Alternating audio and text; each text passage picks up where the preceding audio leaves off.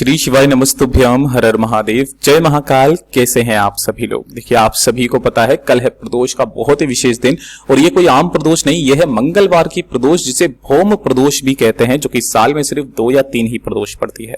पूज्य गुरुजी ने कहा कि अगर आपकी कोई कामना पूरी नहीं हो रही है, सब कुछ करके देख लिया, सोमवार अष्टमी कर ली, प्रदोष कर ली, शिवरात्रि कर लिए, एकादशी कर ली, लेकिन आपकी वो कामना काफी समय से अधूरी है, बरसों पुरानी कोई इच्छा है तो पूरी नहीं हो रही है, तो कनेर के फूल और दूध धतूरे के फूल का ये उपाय करना बिल्कुल मत भूलिएगा। कल है मंगलवार की भौम प्रदोष का दिन, आपकी बड़ी से बड़ी कामना जरूर पूरी होगी। पूज्य गुरुजी की कथा से सुन करके और समझ करके पूरे उपाय को बड़े ही आसान भाषा में आपको बताऊंगा, परंतु उससे पहले आप सबसे एक छोटी सी प्रार्थना। जो लोग पहली बार आए हैं, चैनल को सब्सक्राइब जरूर कीजिएगा और वीडियो को लाइक करके देव आदिदेव महादेव का कोई सा भी प्यारा नाम कमेंट बॉक्स में लिखना मत भूलिएगा। इस पूरे वीडियो में हम 3 महा उपायों के बारे में बात करेंगे, जो कि आपकी अलग अलग कामना पूर्ति के लिए सिद्ध होंगे, तो ध्यान से सुनते चले जाना, समझने की कोशिश करना। सबसे पहले बात करते हैं पहले वाले उपाय की, जो कि आपको कनेर के फूल और 2 धतूरे के फूलों से करना होगा। अगर आपको कनेर के फूल मिल जाए तो उससे भी कर सकते हैं, अगर कनेर के फूल ना मिले तो धतूरे के फूल से भी आप इस उपाय को कर सकते हैं। किन व्यक्तियों को करना है? देखिए, जब भी आपके दिल में आ जाए कि महादेव मेरी नहीं सुन रहे हैं, सब कुछ करके देख लिया, थक गए, हार गए, लेकिन महादेव नहीं सुन रहे हैं, वो कामना पूरी नहीं कर रहे हैं, है ना, तो जब आप उपाय कर करके थक जाओ लेकिन आपकी कोई कामना पूरी नहीं हो रही है, आपने सब कुछ करके देख लिया, जब भी आपके दिल में ये आ जाए तो जो भौम प्रदोष का दिन पड़े ना, उस दिन इस उपाय को करना मत भूलिएगा। आपको करना क्या है? इस तरीके से आपको केवल और केवल 2 कनेर के फूल लेने हैं, जो कि पीले वाले फूल होते हैं ना, ये वाले, सफेद भी होते हैं, सफेद नहीं लेना है, 2 पीले कनेर के फूल आपको लेना है, और लेना है 1 लोटा शुद्ध जल अपने घर का तांबे के कलश में।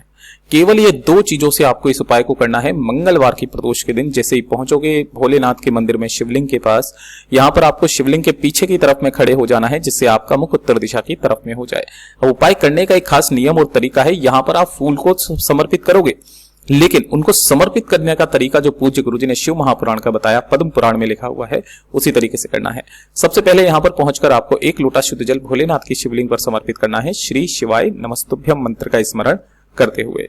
जब ये पूरा 1 लोटा शुद्ध जल आप समर्पित कर देंगे, उसके पश्चात आपने जो 2 धतूरे के फूल लिए हैं, है ना, ये जो धतूरे के फूल होते हैं सिर्फ और सिर्फ 2 स्थानों पर चढ़ाए जाते हैं। पहला शिवलिंग पर, और दूसरा कहां पर चढ़ाया जाता है? माता अशोक सुंदरी पर। केवल ये 2 जगह पर समर्पित है। मैं आज भी देखता हूं कि जब भी आप मंदिर जाते हैं ना, तब अपनी मर्जी से कैसे भी करके चढ़ा देते हैं। इन सबका एक क्रम होता है। शिवलिंग पर जैसे ही आप चढ़ाओगे, सबसे पहले एक आपको कनेर का फूल लेना है, अपना नाम और गोत्र बोल करके, अपनी कामना कह करके भगवान महादेव की शिवलिंग पर जब आप समर्पित करोगे, तब एक चीज का ध्यान रखना, कनेर के फूल का जो खिला हुआ भाग रहेगा शिवलिंग के ऊपर, वो आपको विपरीत दिशा में रखना है अपने से। जैसे आप इधर की तरफ में खड़े हुए हो, तो आप ये जो खिला हुआ भाग रहता है ना, जैसे कि आप यहां सामने की तरफ में देख पाओगे, ये वाला, ठीक है, ये वाला भाग आपको अपने से विपरीत दिशा में रखना है, डंडी अपनी तरफ में रखनी है, ठीक है। और जब आप माता अशोक सुंदरी के स्थान पर इसे समर्पित करेंगे अपनी कामना कह करके, तो जो उसका खिला भाग है वो रहेगा जलाधारी की तरफ और डंडी रहेगी शिवलिंग की तरफ में। इस तरीके से आपको कनेर के फूलों को समर्पित करके अपने हृदय की बात, अपनी मनोकामना डायरेक्ट महादेव जी से कह देनी है। पूज्य गुरुजी ने कहा अगली प्रदोष तक आपकी वो कामना जरूर पूरी होगी। यहां तक कहा गया कि अगर आपको यही वाले 2 कनेर के फूल नहीं मिलते हैं, तो यही वाला जो क्रम है ना, धतूरे के फूल के साथ में किया जाता है, लेकिन इनको चढ़ाने का उल्टा हो जाता है बिल्कुल ही।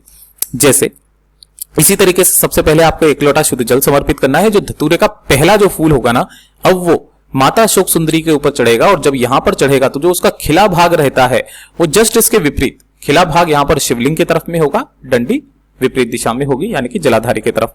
और जब आप शिवलिंग पर समर्पित करोगे तो खिला भाग आपको अपनी तरफ रखना है और डंडी रखनी है अपने से विपरीत दिशा में। अपने हृदय की बात, अपनी कामना कह करके रख करके चले आ जाइएगा, फिर देखिएगा आपकी वो कामना जरूर पूरी होगी। पूज्य गुरुजी का बहुत अद्भुत और अचूक उपाय है, जरूर कीजिएगा। बात करते हैं दूसरे वाले उपाय की। ये जो दूसरा वाला उपाय है, अगर आपके घर में धन नहीं आ रहा है ना, संपदा की कमी है, वैभव की कमी है, आप चाहते हैं आपके परिवार की सत्ता बढ़े, मान सम्मान बढ़े, आपके परिवार में कभी किसी चीज की कमी ना रहे, तो एक छोटा सा उपाय आपको इस प्रदोष के दिन निश्चित रूप से करना है। पूज्य गुरुजी ने कहा वैसे तो ये वाला उपाय 5 प्रदोष का क्रम मांगता है, 5 प्रदोष का क्रम है इस वाले उपाय का। आप केवल और केवल 2 प्रदोष कर लेना, मेरा बाबा उतने में ही आपको फल देना शुरू कर देगा। पूज्य गुरुजी ने जैसा बताया बिल्कुल वैसा ही बताऊंगा। आपको लेनी होगी 5 बेलपत्र, जो कहीं से भी खंडित कटी फटी ना हो, इस चीज का ख्याल रखना। साथ ही साथ आपको लेना होगा थोड़ा सा पीला चंदन। पीला चंदन ना मिले अष्टगंध ले लेना, कोई दिक्कत नहीं है। और थोड़ा सा लेना होगा आपको गाय का घी। गाय का घी आपको ज्यादा नहीं, मात्र 2 बूंद आपको गाय का घी चाहिए, इससे ज्यादा नहीं चाहिए। ठीक है। प्रदोष के दिन आपको करना क्या है, सुबह के समय पर, है ना, या फिर दिन में जब भी आपको समय मिले, आपको क्या करना है, 5 बेलपत्र जो लिए हैं इनमें से 4 बेलपत्रों को अलग रखना और 1 बेलपत्र को अलग रखना। जो 4 बेलपत्र हैं इसकी चारों पत्ती, मतलब जो 4 बेलपत्र की जो तीनों पत्तियां हैं, इन तीनों पर आपको लगाना है पीला चंदन, ऐसे करके, है ना। एक बेलपत्र में 3 पत्तियां होती है, तीनों पर पीला चंदन लगाना। ऐसे ही चारों बेलपत्र की तीनों पत्तियों पर आपको पीला चंदन लगा देना है। और जो एक है इसकी बेलपत्र पर आपको लगाना होगा घी। ठीक है। इस पर क्या लगाओगे आप, इस पर लगाओगे आप घी, कुछ इस तरीके से तीनों ही पत्तियों पर। अब आपको करना क्या है वो चीज ध्यान से सुनिएगा। आपको नीचे की तरफ में 2 पीले चंदन वाली बेलपत्र, बीच में आपको घी वाली बेलपत्र और ऊपर फिर से वापस 2 पीले चंदन वाली बेलपत्र, इस क्रम में आपको 5 बेलपत्र पकड़ना है और एक कटोरी के अंदर इसे रख देना है ना। सारी की सारी बेलपत्र आपको एक कटोरी के अंदर यहां पे रख देना है। रख देने के पश्चात इस कटोरी को यहां से उठा करके अपने घर के मंदिर में इसे रख देना, है ना। मंदिर में रखने के पश्चात जब आप यहां पर रखोगे इस कटोरी को, इसी के सम्मुख में गाय के घी का गोल बाती का दीपक आपको अपनी कामना कह करके प्रज्वलित कर देना है। जब तक ये दीपक ठंडा ना हो जाए तब तक आपको कुछ नहीं करना। उसके पश्चात आपको इसी वाली कटोरी के इन तीनों जो भी आपने 5 बेलपत्र लिए हैं इन्हें लेना और 1 लोटा शुद्ध जल अपने घर का लेना तांबे के कलश में। ठीक है। इसे लेकर के आपको पहुंच जाना है भोलेनाथ के मंदिर में शिवलिंग के पास। यहां पर आपको पहुंच करके शिवलिंग के पीछे की तरफ उत्तर दिशा की तरफ मुख करके आपको खड़े हो जाना है। सबसे पहले 1 लोटा शुद्ध जल भोलेनाथ की शिवलिंग पर समर्पित करना। श्री शिवाय नमस्तुभ्यम मंत्र का स्मरण करते हुए किनके नाम से करोगे, कुंदकेश्वर महादेव के नाम से, कुंदकेश्वर महादेव के नाम से समर्पित करना। और जो 5 बेलपत्र हैं उसी क्रम में, किस क्रम में, जैसा मैंने आपको पहले ही बताया था, नीचे 2 बेलपत्र पीले चंदन की, बीच में 1 घी की और ऊपर फिर से वापस 2 पीले चंदन की। इस तरीके से आपको 5 बेलपत्रों को पकड़ना है और सारी की सारी बेलपत्र आपको शिवलिंग के ठीक ऊपर ऐसे समर्पित करनी है कि जिधर आपने चंदन घी लगाया है वो शिवलिंग से टच हो। सभी की डंडिया जलाधारी की तरफ हो, बीच वाली पत्ती का मुख आपकी तरफ में हो।